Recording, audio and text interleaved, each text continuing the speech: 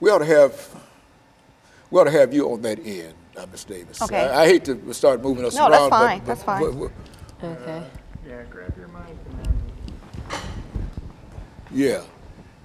And so what we'll do, This we'll one. start with you, Ms. Davis, and then we'll have both of you Oh, to give us some short. information during this first 6 minutes. Okay.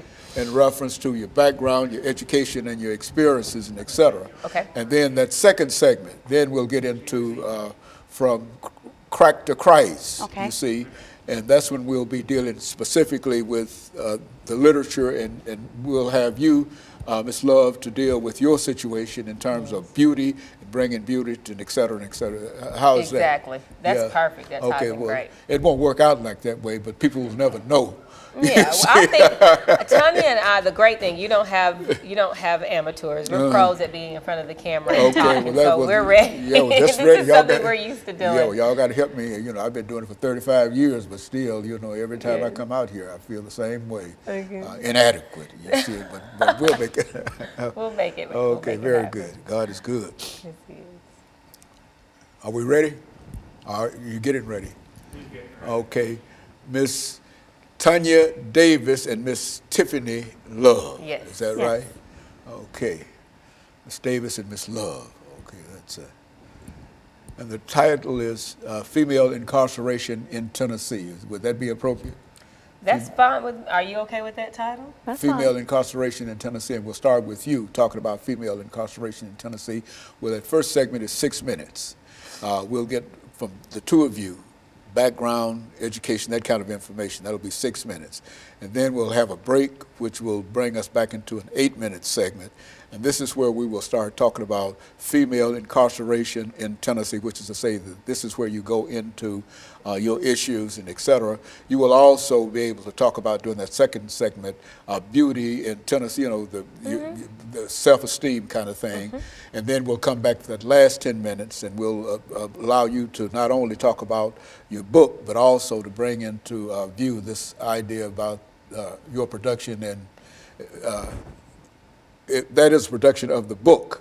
Is that right? That's a play dealing with the book based itself. on the book. Basically, very good. Okay, so we'll simply call this female incarceration in Tennessee. All right? I've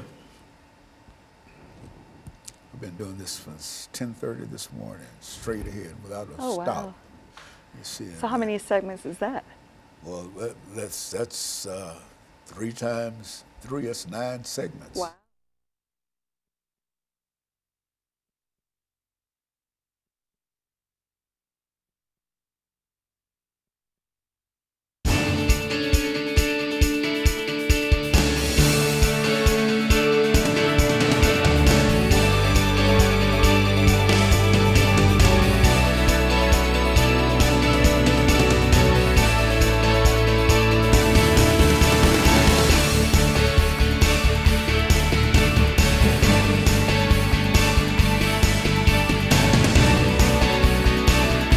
Thank you and welcome to the show this morning. The topic this morning is females incarceration in Tennessee, female incarceration in Tennessee. And we're fortunate to have with us to talk about female incarceration in Tennessee, Miss Tanya Davis and Miss Tiffany Love, both who have excellent information in reference to some of the issues facing females incarcerated in the state of Tennessee. Let's start off, Ms. Love, by having you and Ms. Davis to give us some information in reference to your background, your education, and some of your experiences. And let's start off with you first, Ms. Love, to have you to deal with Okay. that. Yes, I have a bachelor's degree in education, and I have a master's degree in licensed social work with a concentration in behavioral health. So I actually provide cognitive behavioral therapy. I work with patients and I work with people on an array of problems that they have.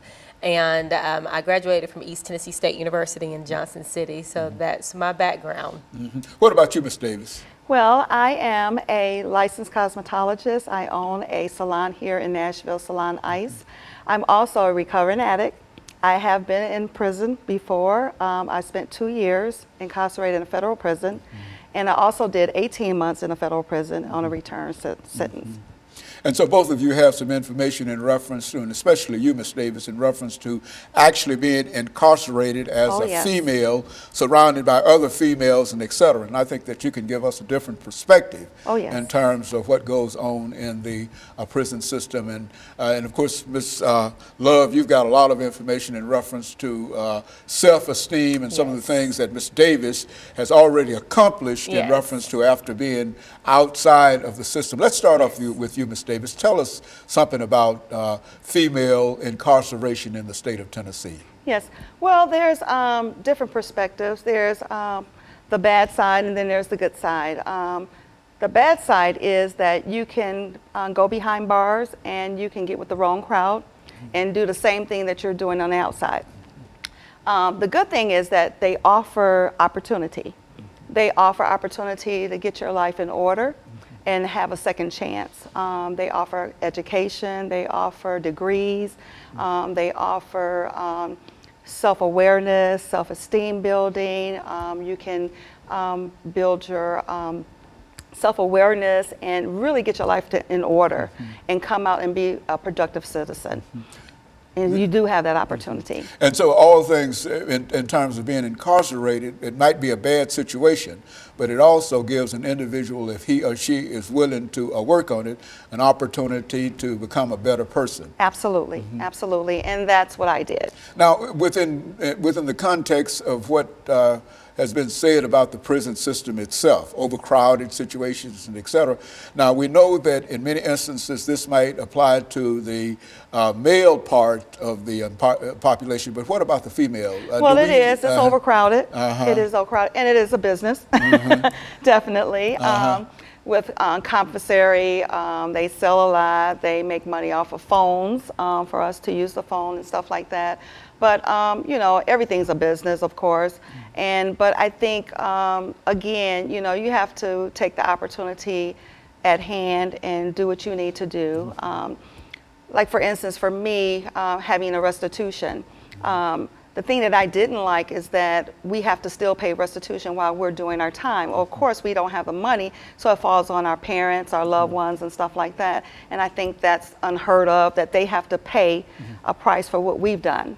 And so I would like to, you know, see something done about that. And then also, after the fact, that we come back and try to walk as a productive citizen, that felon follows us as far as job opportunities and stuff like that.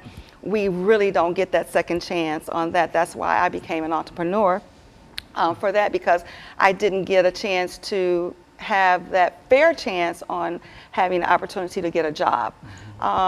They say that some of the jobs are felon friendly. That's not the case, because if Tiffany applies for the job and I apply for the job and I have the felon, of course she's going to get the opportunity first. And then, of course, as far as voting rights, I don't have those voting rights. The sad thing for me is that I didn't get a chance to vote for Obama, you know, and so I would like to see a change on that too, and that opportunity to be, you know, able to vote. But of course, you know, we can't let those things or those opportunities stop us from being a productive citizen, and I did not let that happen. And of course, Ms. Love, we're getting ready for our first commercial break.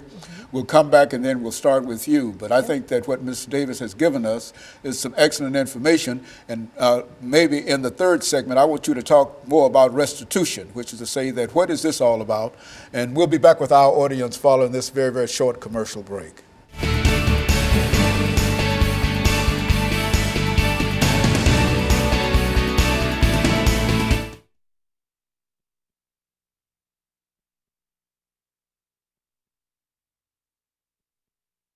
Minutes about whatever.